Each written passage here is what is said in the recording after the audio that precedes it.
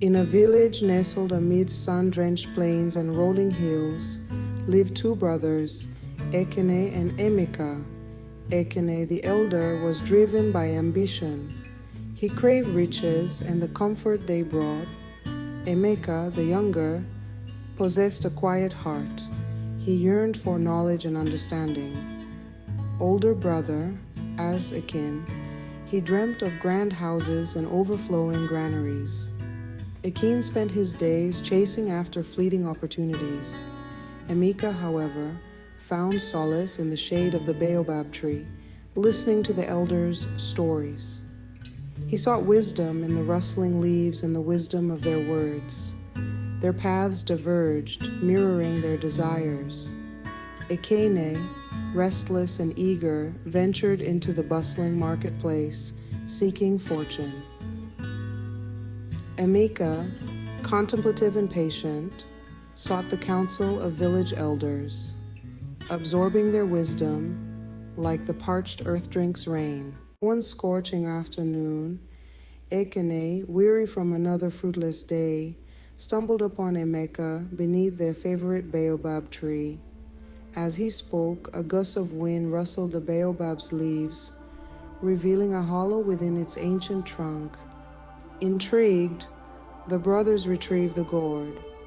A thick plume of purple smoke erupted, swirling into the imposing figure of a genie. For releasing me, I grant you each a wish.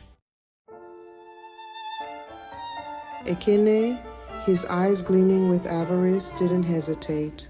Older brother, as Ekene, great Jinn, grant me wealth beyond measure.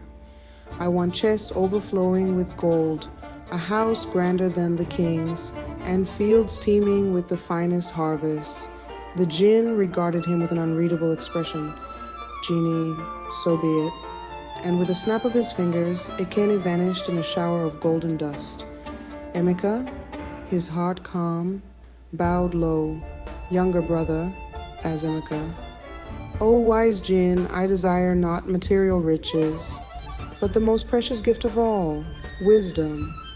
Grant me the knowledge to understand the world around me, to make sound judgments, and to use my life to benefit others. A low hum of approval vibrated from the Jinn. Genie, your wish honors me.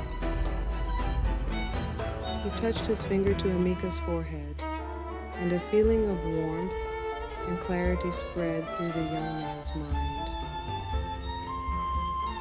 The Jinn then disappeared, leaving Emeka beneath the wise old baobab.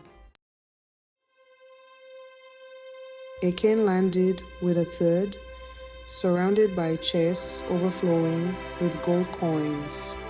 He was in a palace more opulent than he could have imagined.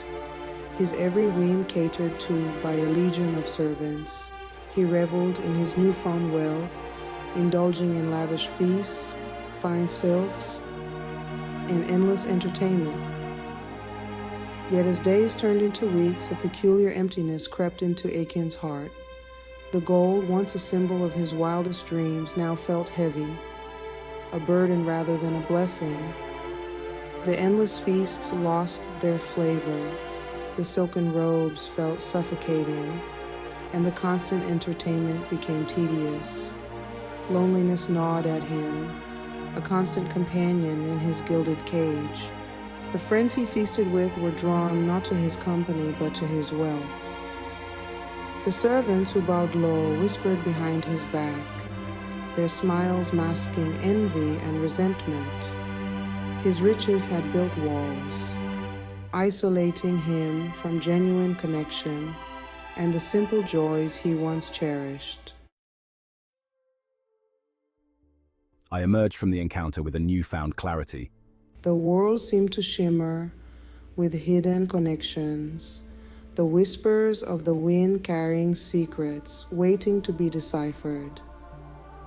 Emeka immersed himself in the study of ancient texts, consulted with wise elders, and observed the natural world with keen eyes. The more I learned, the more I realized how little I knew. Yet this realization, far from discouraging me, fueled my thirst for understanding.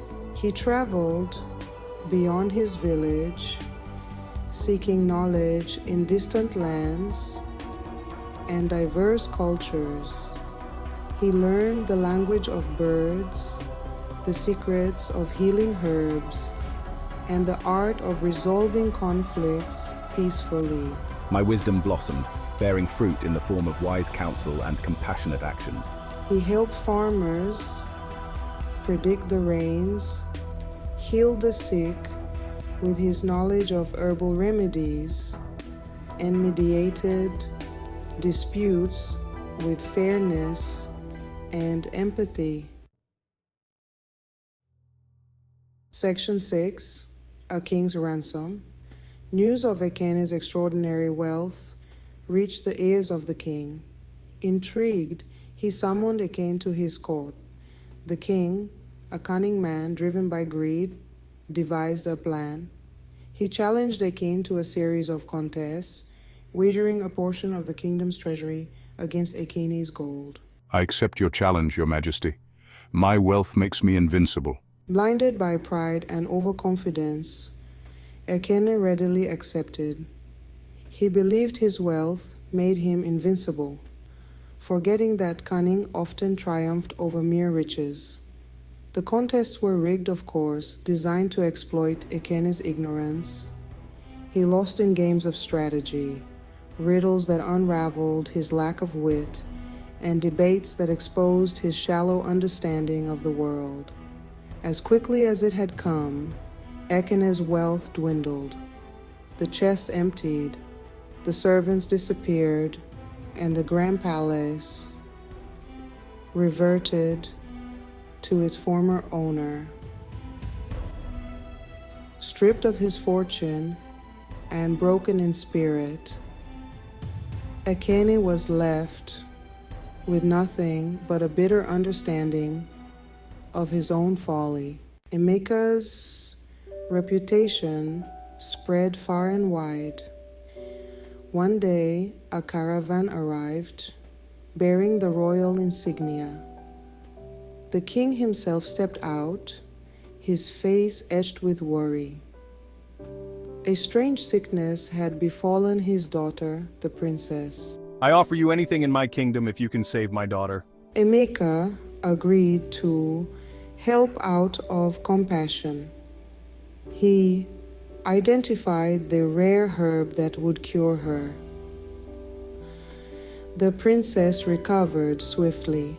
True wealth lies not in what we possess, but in what we know and how we use it to help others. Section 8. The Return. Humbled and filled with regret, Ekene returned to his village.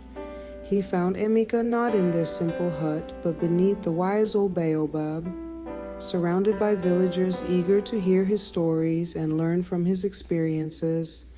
Shame burned in Ekene's heart as he saw the respect and admiration his brother had earned, not through wealth, but through wisdom.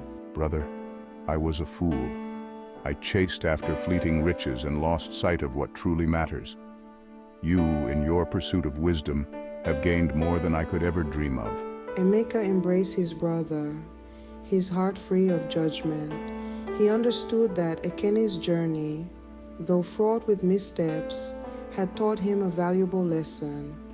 Together, they sat beneath the baobab tree, and Emeka shared his stories and insights, not with an air of superiority, but with the genuine desire to guide his brother towards a more fulfilling path. Section 9. Wisdom's Embrace. From that day forward, Ekene dedicated himself to learning from his brother and contributing to the well-being of their community. He discovered that true fulfillment came not from material possessions, but from using his skills and talents to make a difference in the lives of others.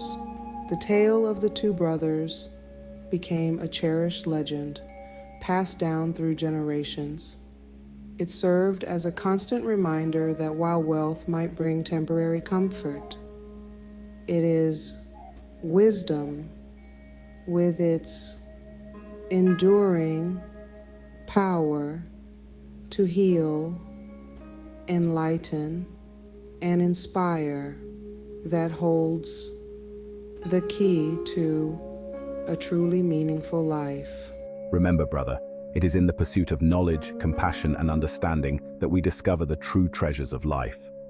And so, under the watchful gaze of the ancient baobab tree, the villagers learned to seek wisdom above all else, for it is in the pursuit of knowledge, compassion, and understanding that we discover the true treasures of life.